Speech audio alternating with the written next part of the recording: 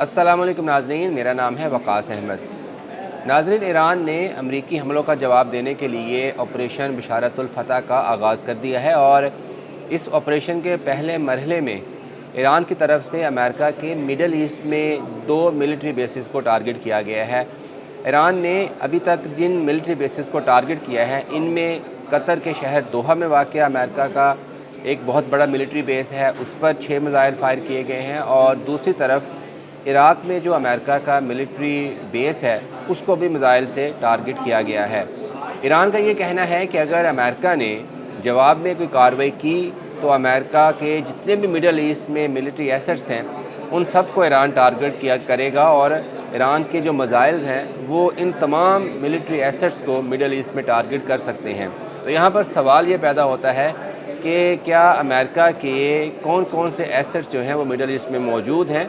और कितने वो अहम हैं और कितने जो है वो नुकसान पहुंचा सकता है ईरान उन मिलिट्री एसेट्स को टारगेट करके। तो सबसे पहले मैं आपको ये बता दूं कि अमेरिका की अगर हम सिर्फ मिडल ईस्ट खित्ते में बात करें तो कुल कोई 32 के करीब मिलिट्री एसेट्स मौजूद हैं, जिनमें से 14 ऐसे मिलिट्री बेसिस हैं, एयर बेसिस हैं या नेवल बेसिस हैं, जिनको अमेरिकन एयर फोर्स या अमेरिकन नेवल फोर्स या अमेरिकन फोर्सेस जो हैं वो बाकायदगी के साथ इस्तेमाल करती हैं। इस वक्त मिडल ईस्ट में जो अमेरिका के मिलिट्री एसेट्स हैं, बेसिस हैं, वहाँ पर 40 से 50 हज़ार अमरीकी फ़ौजी जो है वो तैनात हैं और इनमें बेशतर जो फ़ौजी हैं वो अमेरिकन नेवल में अपनी जो है वो ड्यूटी सर अंजाम दे रहे हैं। मिडल ईस्ट में सबसे ज़्यादा इस वक्त जो अमेरिकन फ़ौजी हैं वो कुवैत में मौजूद हैं, जहाँ पर 13,000 अमरीकी फ़ौजी जो हैं वो तैनात हैं और वहाँ पर मौजूद हैं। इसके अलावा अगर हम अमेरिका के सिर्फ एयर बेसिस की बात करें तो तुर्की से लेकर पूरे मिडल ईस्ट में 18 के करीब ऑपरेशनल एयर बेसिस हैं, जिनमें तुर्की में 2 एयर बेसिस हैं, सऊदी अरब में 2 से 3 एयर बेसिस हैं, इराक़ में एयर बेसिस हैं, ओमान में, कुवैत में, बहरीन में। इन तमाम ममालिक में ईरान के जो एयर बेसिस हैं वहाँ पर मौजूद हैं और अमेरिकन फ़ज़ाइया के जो जदीद जंगी त्यारे हैं वो इन एयर बेसिस पर हर वक्त मौजूद रहते हैं। इसके साथ साथ अमेरिकन का जो नेवल फ्लीट है वो भी एक बड़ी तादाद में मिडल ईस्ट के पानियों में मौजूद है और सबसे बड़ा जो अमेरिका का नेवल फ्लीट है वो बहरीन में तैनात है और ये भी कहा जाता है कि जो सेकंड लार्जेस्ट कहीं पे अमेरिकन नेवी की डिप्लॉयमेंट है तो वो बहरीन के पानियों में है और इसीलिए बहरीन को अमेरिका के नेवल का सेकंड हेडक्वार्टर भी कहा जाता है। मिडल ईस्ट में जो समंदरी अड्डे हैं, जो नेवल बेसिस हैं अमेरिकन मिलिट्री के, उनकी तादाद कुल 8 से 9 बनती है और इनमें ये जो अड्डे हैं इनमें सऊदी अरब में भी अमेरिका के नेवल बेसिस हैं, ओमान में भी हैं, उसके अलावा बहरीन में हैं, कुवैत में भी हैं और एक थोड़ा सा दूर करके इथियोपिया के एक शहर में भी एक अड्डा मौजूद है और जो अमेरिका बवक्त ज़रूरत इस्तेमाल कर सकता है। इसके साथ साथ यूएई में भी ना सिर्फ अमेरिका के नेवल बेसिस हैं बल्कि जो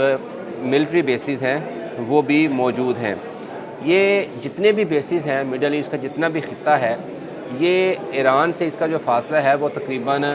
12 से लेकर 1400 किलोमीटर तक बनता है और हालिया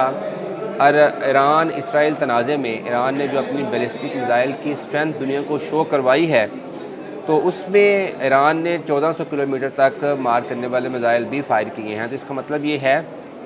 कि आप तुर्की से शुरू हो जाएं, फिर मिस्र के साथ साथ अफ्रीका की तरफ Ethiopia, Yemen, Saudi Arab, UAE, Oman, Qatar, Bahrain, Kuwait, Iraq, Syria, Jordan, Cyprus, ये तमाम जो ममालिक में अमेरिका के मिलिट्री बेसिस हैं किसी न किसी शक्ल में,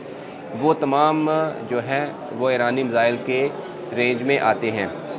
इन मिलिट्री बेसिस के साथ साथ अमेरिका के बहुत सारे ममालिक में, इन्हीं मिडल ईस्ट के ममालिक में आउटपोस्ट भी हैं, जिनको हम इस तरह से बयान कर सकते हैं कि वहाँ पर कोई हैवी मिलिट्री इक्विपमेंट जो है वो डिप्लॉय नहीं किया गया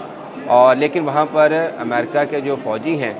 और जो बेसिक मिलिट्री इक्विपमेंट है उसके साथ वहाँ पर मौजूद हैं। इसके साथ साथ अमेरिका जो है وہ جب سے ایران غزہ حماس نے اسرائیل پر اٹیک کیا تھا اس دن سے لے کر مڈل ایسٹ میں جو اپنی تعداد ہے اپنی فوجیوں کی اور ملٹری اکوپمنٹ کی وہ دن بدن بڑھاتا جا رہا ہے، اور ایسا لگتا ہے کہ حالیہ جو تنازع ہے ایران کا اسرائیل کے بعد اور امریکہ کے اس جنگ میں شامل ہونے کے بعد، تو امریکہ اپنی جو ملٹری پریزنس ہے وہ مزید بھی یہاں سے یہاں پر بڑھائے گا۔ تو اب دیکھنا یہ ہے کہ جو ایران کے جوابی حملے کیے گئے ہیں امریکن بیسز پر، ان کے جواب میں امریکہ کس طرح کا ریٹیلیٹ کرتا ہے، اور پھر اگر امریکہ ریٹیلیٹ کرے گا تو پھر یقینی طور پر ایران بھی ریٹیلیٹ کرے گا، اور پھر ایران نے جیسے کہا ہے کہ وہ مزید جو ملٹری بیسز ہیں امریکہ کے اس خطے میں ان کو نشانہ بنائے گا۔